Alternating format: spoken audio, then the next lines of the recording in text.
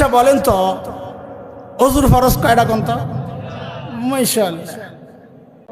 1 number ফরজ, 2 number, 3 number, 4 number.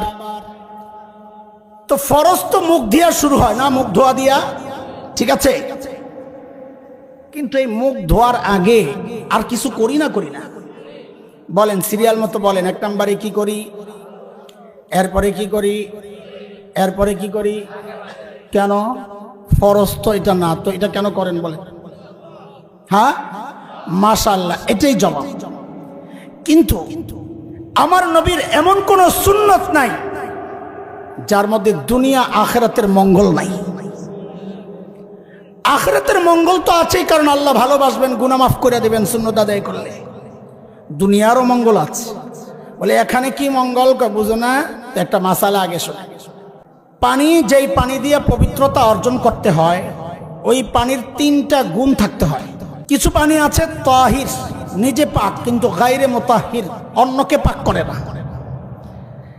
তো অন্যকে পাক করার জন্য ওই পানির 3টা বৈশিষ্ট্য থাকতে হয়।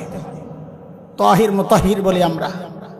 সেই 3 বৈশিষ্ট্য কি? মনোযোগ লাগবে কথাটা বোঝার জন্য। এবং কোন সিপা দিয়া ঢুকুম টের পাবেন না। বলেন পানির বৈশিষ্ট্য কয়টা? 1 নাম্বার, পানির কালার ঠিক আছে কিনা দেখো। যদি কালার পরিবর্তন হয়ে যায়, পানি নিজে পাক হইলেও আরেকজনকে পাক করতে পারবে না। ঠিক আছে মাসালা হুজুর? 2 নাম্বার, বলে পানির স্বাদ ঠিক আছে কিনা দেখো। মজা, স্বাদ।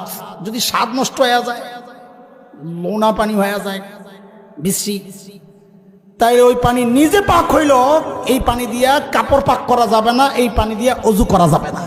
ঠিক আছে মাসালা?